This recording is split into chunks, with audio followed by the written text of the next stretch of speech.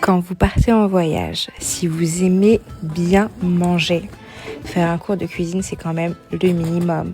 J'ai trouvé à Essaouira cette pépite. Un atelier de cuisine faisant aussi restaurant, boutique, où on pouvait trouver plein de belles choses pour venir habiller sa table. L'atelier d'Essaouira, c'est un peu mi-restaurant, mi-cours de cuisine. Le jour où je l'ai découvert, ils n'avaient pas de place. Donc bon, on s'est donné rendez-vous pour le lendemain. Moi, je suis allée faire ma vie, je suis allée nager, tout ça. Donc, je n'étais pas nécessairement très en forme. Mais après un bon petit déjeuner marocain, je me suis motivée et j'y suis allée. Hello, chef! Alors, l'accueil n'est pas marocain si on ne te propose pas un bon thé à la menthe. Toutes ces traditions culinaires, moi, je trouve ça génial. J'avais fait en Éthiopie les cérémonies de café. Donc, très heureuse de pouvoir déguster le whisky berbère au Maroc, le fameux traditionnel thé à la menthe. Bref, le thé ici, c'est un rituel. Aussi bien un symbole d'hospitalité avec une dimension culturelle et artistique aussi, qu'un moment de partage. Choukran! Bon, on a eu de la chance, on n'a pas eu besoin de trop partager. 2 élèves, 2 profs. Chef, oulala, chef. Et maintenant, on partage avec vous la recette pour la tagine de bœuf à la marocaine. J'ai pu poser plein de questions pour vous.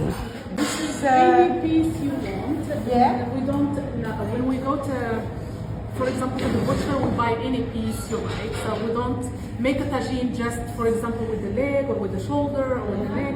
We choose like pieces we want. Yeah. It can be mixed, it can be lamb, it can be beef. Nice.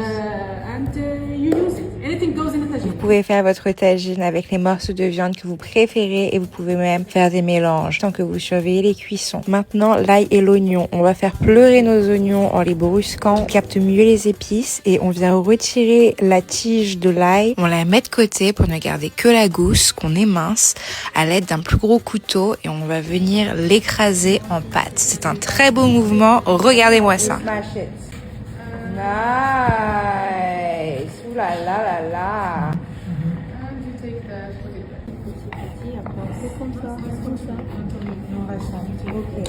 Alors ça va vous être très utile pour la suite de la recette. Le ras el hanout, il y a quoi dedans?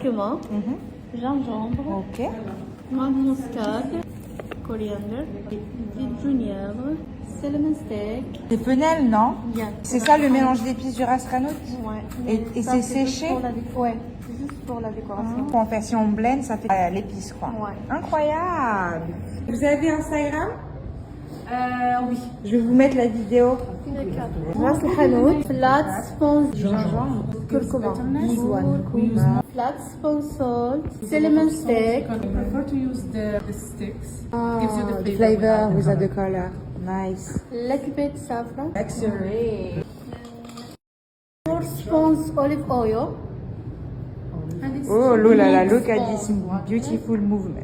Bref, avec la main, on va venir mélanger pour s'assurer que les épices sont bien réparties sur nos oignons. Et on vient mettre Tu les mets pas dedans directement. Waouh, moi je mets un petit peu les dates. Ok.